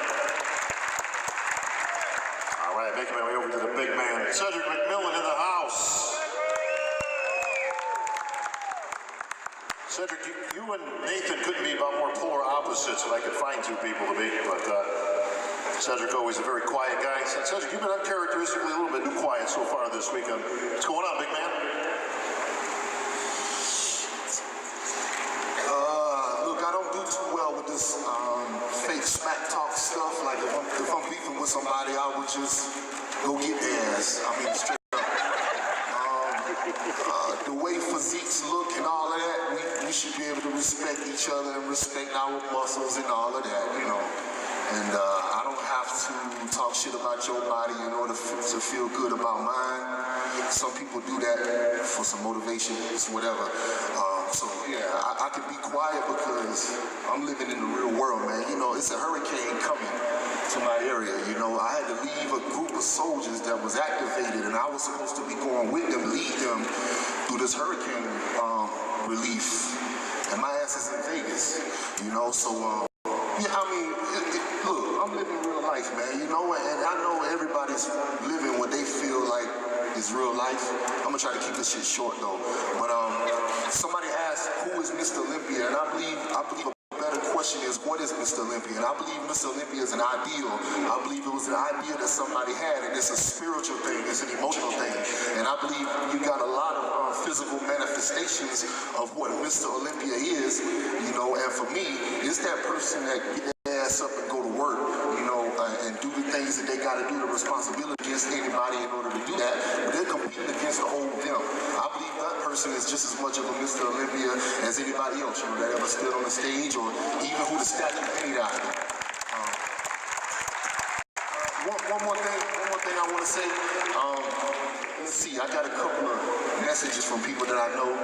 Hey, check this link out. It was Dennis James talking about Cedric or this and that, or some of these other motherfuckers that get paid a little bit of money to family show. Okay, sorry. They get paid a little bit of money to analyze us and stuff like that. And one thing I really wish that some of these guys with all of this experience would do is that they would use their position and experience that they had to motivate us guys to continue to do what they do based on all the stuff that they've been through in their life, instead of using that opportunity to sit up and try to make a few dollars talking junk, okay? Because you can, you know, yeah, we're supposed to be strong mentally and emotionally, but you can actually break somebody's spirit with what come out of your mouth. And I mean, if you're willing to do that, you know, and you're willing to handle the karma that come with that, then that's fine, you know. But I'm all about trying to be as positive as I can. We can get negative if we have to, but it ain't gonna be on no stage. It's gonna be whooping some ass, like backstage or something like that. You know, and that's just real. I can see you. But anyway, I love y'all. One more thing I want to say, I know it's a whole bunch of people, whether I get my ass beat here or there or not, whatever my conditioning is, I know it's a whole lot of people that still love me, and they love the way I do my thing, and they love the way I look. So whatever anybody got to say about what they think about what Cedric can do or what Cedric need to do, I'm worried about these people that still love me, and that's what I'm here for.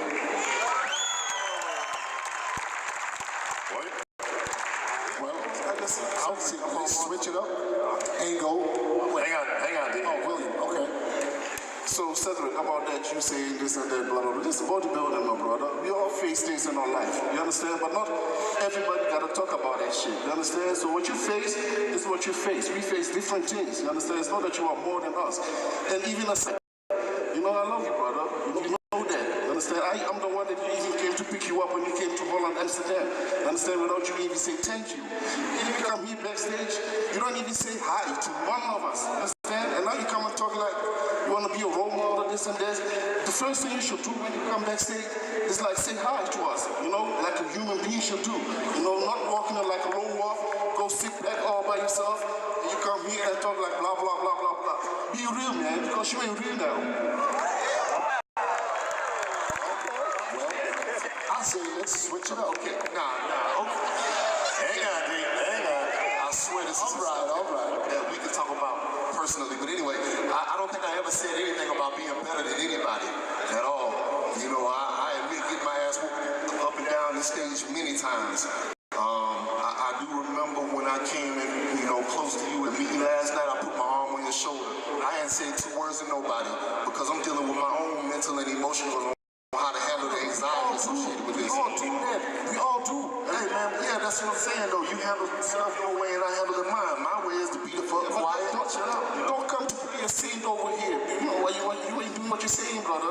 Well, technically, y'all do what you say. We all are up here to make a scene because they give us a microphone and say, talk, make a scene. And so that's what we're supposed to do, tell our story and say our opinion. But all right, okay.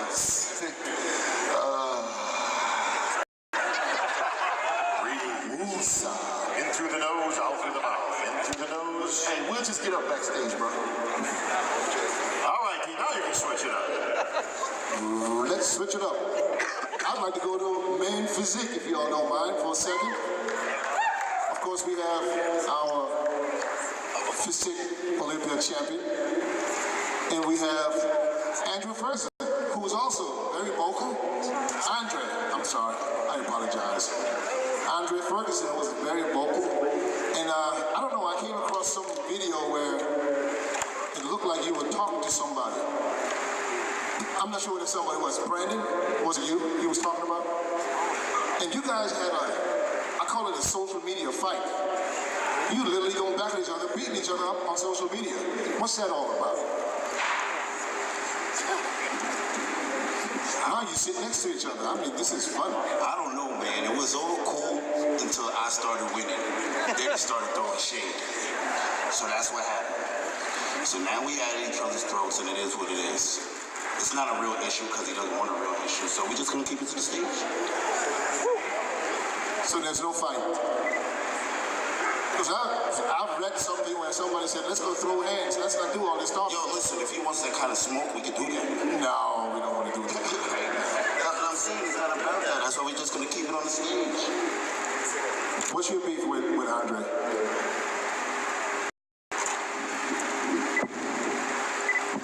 I have no beef with this man. This man has been focused on my life, my personal relationships. I say what I say. I'm honest with what I say, and sometimes it rubs people the wrong way.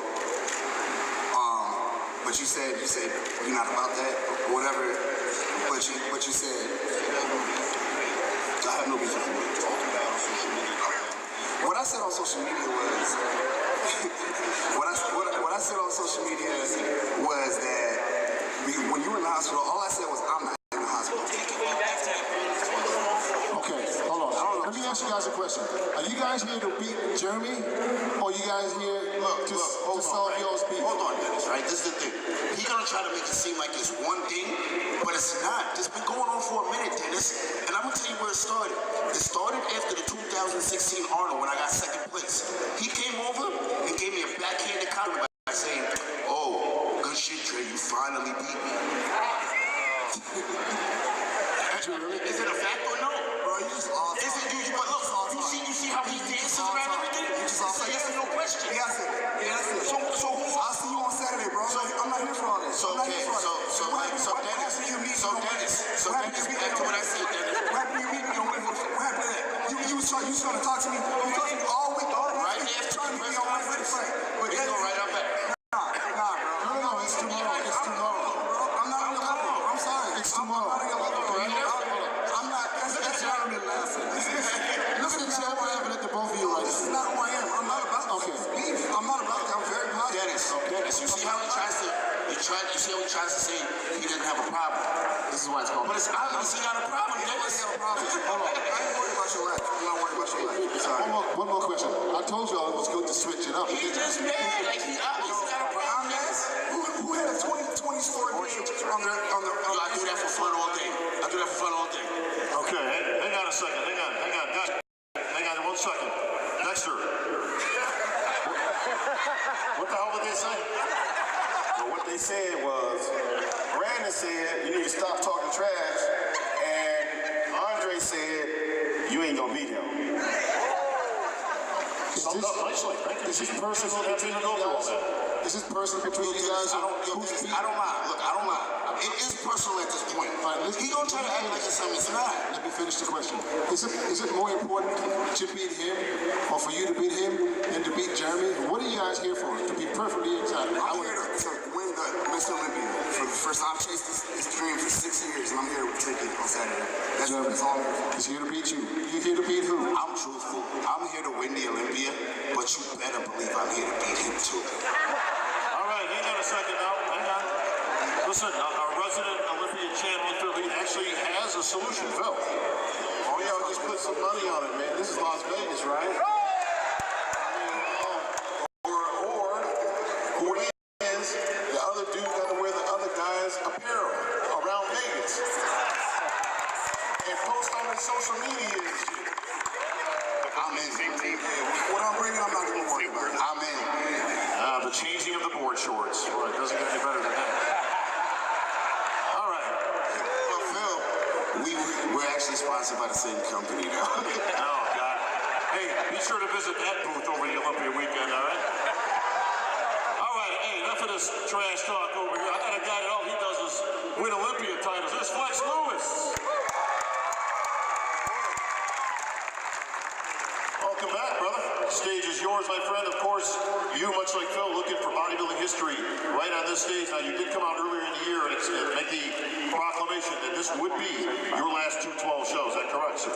It is correct. And it's been a privilege, an honor to be on this stage as a 202 competitor, see the class grow into what is now the 212 and defend our title since the very beginning. So it's a mixture of emotions really to be up here. and I'm trying to live the moment. Like I said, this year is all about the fans, and I've tried to give as much as I can back all the way through the process. Put in good days, the bad days out, just to show everybody, as the fans who've never gone through the experience themselves of dieting, what all of us champions up on this stage really go through. So I hope you've enjoyed it, and again, I'm very excited now to continue what is now the Olympia experience here, and again, keep this press conference going, because man, we got guys on this table next to me that are all gunning for this first place title, and I'm here to defend it, of course. So I've done everything in my power. I've got my family in the crowd right there each and every year. They come to support me. They've been in my corner, my mother and father, from the very, very first show. They didn't know what they were supporting. Now they do. Now they're insta-famous too also. So it's, again, I got my daughter, and just to add to that, Sergio's not the only person that's been up on my stage. My wife and my daughter has too. So there's a very, very, again, big moment for us this year, and I'm trying to live each and every moment. From me to you guys, the fans, thank you for the wonderful experiences, all the stories, all the memories, and all the meetings I've had with each and every one of you throughout the world. And again, I'm looking forward to meeting everyone tonight at the athletes meet and greet. Thank you. Thank you, Flex. DJ, speaking of last appearances on the Olympia stage, you went out in style some years ago, right here on this stage, celebrating 10 years on the Olympia stage. We have another gentleman right here. He's no introduction, but of course you'll know it's Jose Raymond. Jose. Hey, Bob. Jose, I gotta say, I'm a little sad that you said this is going to be your last Olympia. You're going to be hanging them up completely in the bodybuilding world very soon, but this is definitely your last Olympia stage. But man, you've had, for those who don't know, Jose is the most decorated amateur athlete in the world. Jose won more amateur shows than anybody else in the world. And then obviously made his way when we created the 202, which now obviously is your 212 division, and found a home right here. So it's a little bittersweet for me that this is going to be the last time we're going to be seeing you on stage, buddy. Yeah, me too. Thanks, Bob. As you know, I won my first USA's with you in 2000, 18 years ago. It's pretty crazy. But, you know, if I don't get a chance to do it, I want to do it now. And thank everybody. Thank the fans. Thank Big Jim and the Mannion family for not only putting together this league and giving me a platform for the last 26 years, but doing it with class and style. I say class because a lot of what we've been seeing here today, a lot of what we've been seeing the last few months, has been a real lack of class and how people are handling themselves via social media and calling each other out. And you know, it's entertaining for the press conference to see people going back and forth, but you know, I learned from the best. You know, as I said 26 years ago when I started this, and I see how Jim handles himself, that's how I like to handle myself. That's how I want to represent myself within the IFBB. I will not be calling out people. I will not be talking in that manner. I'll just show up and do my best, do my job with class. No better way to go out, Jose, and certainly I wouldn't expect anything less from you, my friend. Best of luck here in your last Olympia. Thank you. You know, I'm right here next to David Henry, you know, as Jose's talking. Yeah, he did come up in a different era as you did. But you and Cedric seem to have a similar mentality, obviously, as both career military guys. You guys definitely seem to look at things a little bit different than most of the guys. Obviously, you've seen, you know, your fair share in representing the U.S., obviously, the armed forces. Is it a different mentality, David?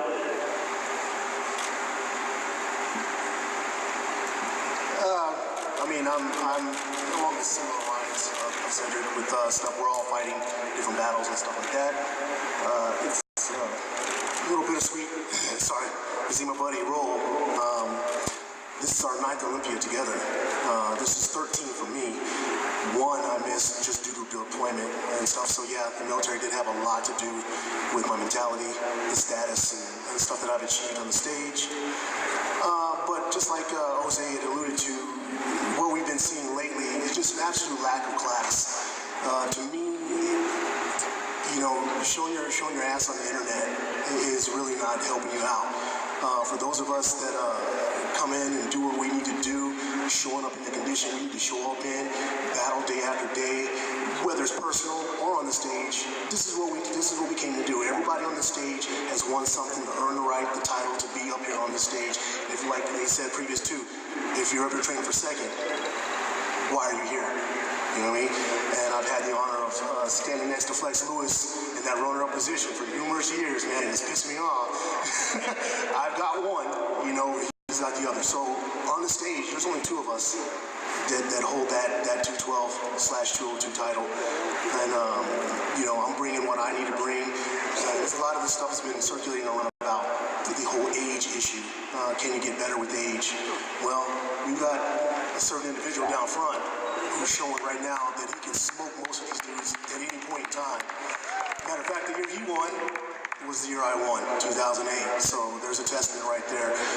I think both of us actually have some of the longest running continuously competing in the IFBB. So I'm not going anywhere. A lot of the talk was also Jose's last year, and this was mine as well. I don't know who put that out there, but for those in attendance, I ain't going anywhere. I'm going to be here for the next, I don't know. My body's fine, my body's healthy, my mentality is on point. You know, there's a lot of things that I've been doing to improve my system and my setup, and you guys will see that. I'm always in conditioning points on that, so we'll rock and roll, and we'll shut the haters down and do what we got to do. Thank you, David Henry. I would like to go speak to the man physique champion for a second. Jeremy, coming off a pec tear, like you said, he was going completely off the bone. And that was in 2018, correct? In October last year after Olympia. Okay, but you had surgery this year. I had surgery December 27th of 2017. So, your mindset, where's your mind right now? Knowing you came off a severe injury, you had to probably take off the gym. You've been out to the gym for how long? 3 months? I was out of the gym for 4.5 months, 5 months almost. 4.5 months. Now, you coming in to defend your title. Is it possible, after a severe injury, to come back and beat these guys right here? I'm my best ever. I'm my best ever right now. I did it in 10.5 weeks. I'm my best ever right now. I worked hard for it. And, you know, this year was a lot about just personal growth and really trying to figure out who I am and, you know, what all this meant all these years. And a lot of you guys know I started competing at 17 years old. I'll be 28 next month. Been competing for over 10 years. And I've grown up a lot in this industry. And, you know, this is going to be my final Olympia in the men's physique division, and maybe my final Olympia altogether. I wasn't supposed to compete this year. All the doctors, peers, they didn't think it was going to be possible. The level of my tear was one of the worst that could have happened to your chest. I was actually at a charity event after Olympia last year, and I was hit the bench press. And I ripped it right off the bone, right off the tendon, and got operated on in December, and the doctors basically told me my career was over. And I wasn't done yet. Mentally, after last year's Olympia, you know, I knew I was coming back, and that was the whole goal and idea. So when the injury happens, you know, it was heartbreaking to hear that news. And still, when they told me I wasn't going to be able to compete this year, I didn't believe it. You know, I still felt, I mean, you guys saw the video, you know, right after I got out of the surgery, you know, I was on the hospital bed saying, I feel great, still got the best legs in men's physique, and I'm ready to come back for number 5. You know, but the fact is, you know, when I started my therapy, the doctor told me, he's like, there's no possible way you're going to be able to make it in 4.5, 5 months. You're not going to be able to work your chest out for a year.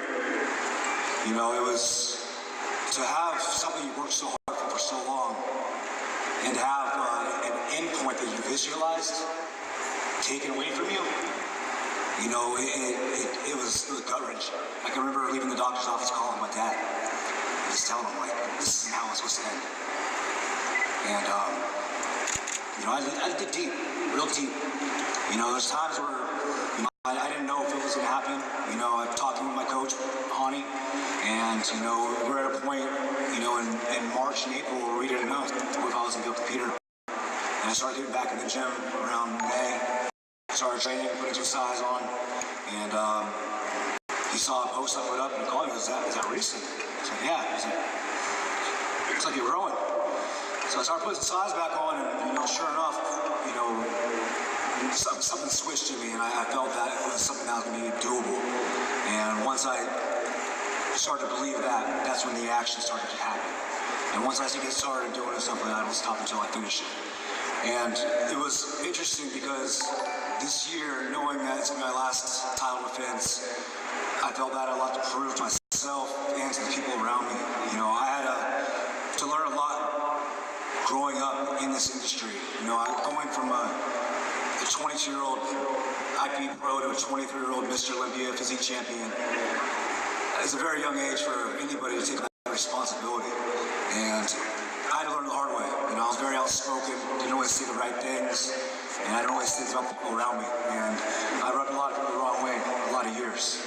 And it took a lot of self-reflection and understanding and growth to see these things. And this being my last Olympia, I wanted to make sure I went out the right way and earned the respect from everybody that I feel I deserve. Not deserve, but the respect that I've always wanted. Because I mean well in everything I'm doing. I'm trying to do things in the right way and leave an impact in this industry. More so than just being a body on the stage, but being able to show that we have such tremendous potential as athletes now in this day and age of bodybuilding with the social media platforms that we have, that we're able to impact other people from all over the world and influence and motivate and inspire.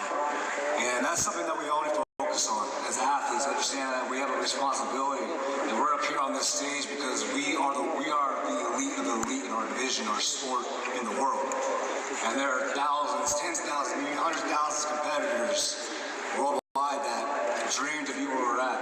And we have to value the position that we're in and hold it to the highest standard because we are the ones that are looking at it. We are the ones that are aspiring to be like.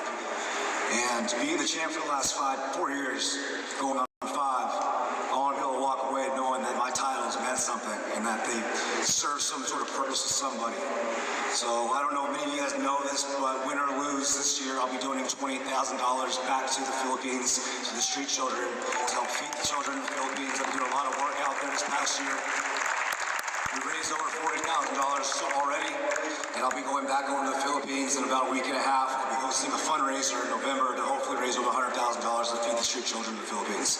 So my purpose isn't just to be a bodybuilder, but is to create a purpose and a value in this world. And I want these athletes to understand that you gotta be multidimensional. You know, what we do is great for ourselves, but there's much more to that. And how can we impact others through our passion, our love? So that's what this is about this year. I thank you guys more than anything. This sport's been everything. And thank you, Jeremy. All set. We're glad you're here. You're glad you made it safe. We wish you all the best. Now, just one more question. You say you're not going to defend your title if you win it again this year. What are you going to do? Are you going to go up? Are you going to go into classic physique? Or? I don't have any plans right now. Like I said, I mean, I have established a couple different businesses, you know, through the years of competing, and, you know, they've done very well the last 18 months, and we're expanding internationally now, and I have a lot of international touring to be doing in 2019 with Evage Nutrition and my clothing line Hair X Hero. And, you know, ultimately, we're starting this thing called the Hero Project, where we're trying to go out and do positive things across the world and do things that actually make a difference and matter. And if I'm able to utilize my platform in the fitness industry to do so, I'm going to do it. Well, thank you. You heard it here first. All right, I'm here with last year's runner-up, Ahmad Ashkenani, the pride of Kuwait, of course. Ahmad, Flex Lewis obviously is going to call it a day, and he's looking for number 7, but you were real close last year. I know you were right on Flex's tail, right from that pre-judging, right up until the very last pose down. So how's he looking this year? First, thanks to Olympia to be all of us here. I'm so excited to compete with a big name on 212. this weekend. This is my third time. I'm so happy to be here, and I wish to be like my father, Dexter, to compete like 20, 21, 22 years in Mr. Olympia. You know, all of you guys, we know Flex is the best. 212. Hey, we can be boys, but ain't your daddy.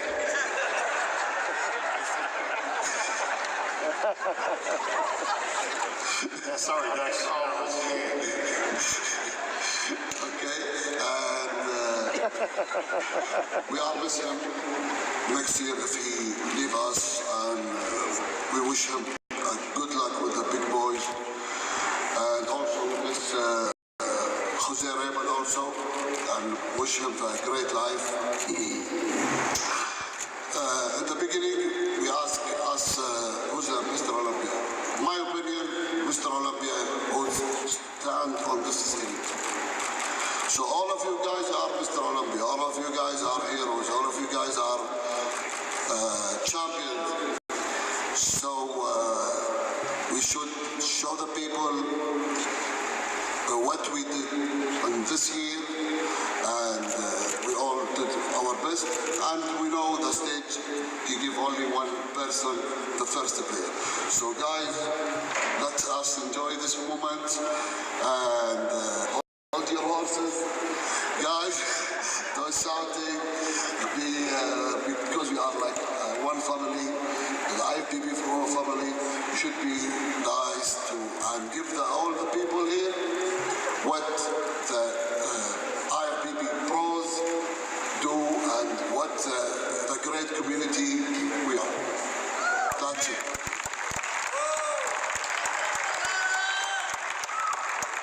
All right, thank you, Ahmed.